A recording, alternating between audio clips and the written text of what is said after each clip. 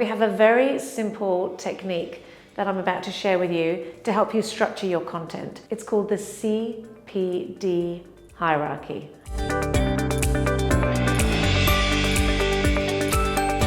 CPD is an acronym and it stands for Concept, Principles, and Detail. Now, this structure is deceptively simple.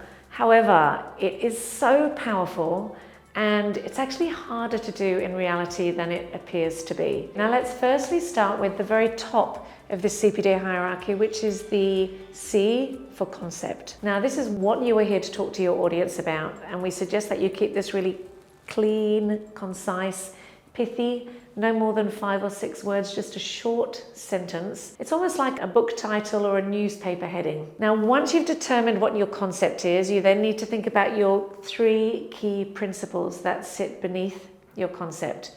So in other words, the goal is to chunk your content down into memorable bite-sized pieces. So let's just say our concept up here is mastering communication. Then our 3 key principles might be diagnosing your audience, designing your content, and then delivering your content. Now, the beauty of doing this is that then when we look to include the detail within our presentation or our communication piece, we only include detail underneath each of those key principles. So 1 or 2 key pieces of information that relate to diagnosing your audience, 1 or 2 that relate to designing your content, and 1 or 2 that relate to delivery of your content, for example. Anything else, any other detail that doesn't relate to or support each of those 3 key principles can be removed. So now we have a rough structure in place, your concept, your principles, and your detail. Let's think about some of the words that we are going to use in our communication piece. There are some key messages here that I'd like to share with you, which are the do's and don'ts of communication. The first is this idea that we need to remove filler words.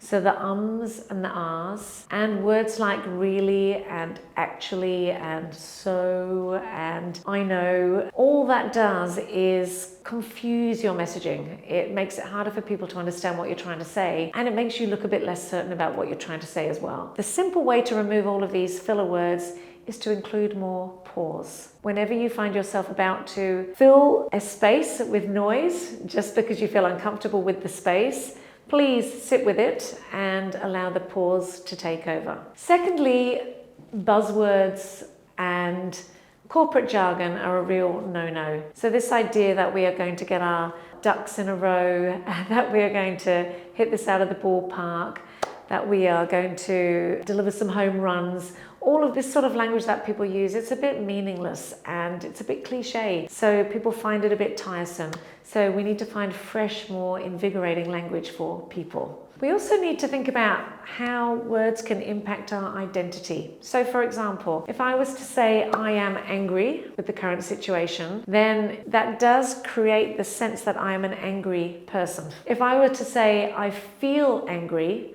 then that feeling is more of a fleeting and temporary state rather than me being an angry person. So always think about how using language that is directly relating to you can have a negative impact on the audience. We also need to make sure that our language doesn't instill doubt in our audience. So many times we will see people say, hopefully this will convince you of, or maybe this will work. Let's just be more direct and just say, I'm here to convince you, or this will work. So use language that removes the words of doubt, and you'll find that your arguments are just so much more convincing. And please, never, ever, ever say, now I'll try not to bore you. We see people do this all the time, or I'm sorry, I've got the boring bit. Now, it's our belief that there is no such thing as boring content. There is just boring delivery. So please, remove that terminology from your vocabulary and instead reverse it around and always be excited and enthusiastic about the content that you're about to share, because if you're not, then how on earth do you expect your audience to be? And one last thing as well is just that we need to be sure we never ever offend or alienate our audience with our words. A classic example would be the use of swear words, or making sweeping generalizations about people within the audience. So we've got to try and make sure we don't do that so that we have best chance of keeping everybody on side. So Communication 101 really is all around planning in advance so that you have a clear idea of structure, which will help not only you but also your audience to remember your content, but also thinking very carefully about the words that you're using and the impact that that is having on your audience.